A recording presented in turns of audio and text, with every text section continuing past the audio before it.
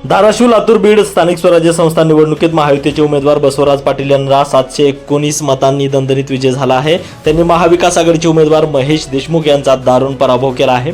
महाविकास आघाडीचे उमेदवार देशमुख यांना केवळ 125 मते मिळाली आहेत, तर बसवराज पाटील यांना तब्बल 844 मते मिळाली आहेत। या नवीन निवडणुकीत महाविकास आघाडीने तब्बल 125 मते फुटली असून ती महायुतीच्या पारड्यात गेले, त्यामुळे महाविकास आघाडीला हा मोठा धक्का मानला जात आहे। धाराशिव, लातूर, बीड स्थानिक स्वराज्य संस्था निवडणुकीसाठी एकूण 988 मते होती, त्यापैकी 983 मतदारांनी मतदानाचा हक्क बजावला होता। 983 मतदानापैकी 844 मते ही बसवराज पाटील यांना पडली आहेत, तर राज्यामध्ये सर्वाधिक मते घेऊन बसवराज पाटील हे विजयी झाल्याचा मान त्यांनी मिळवलेला आहे। तर निवडणुकीत त्यांना महायुतीतील सर्व घटक पक्षांनी साथ दिल्याचे स्पष्ट झाले आहे।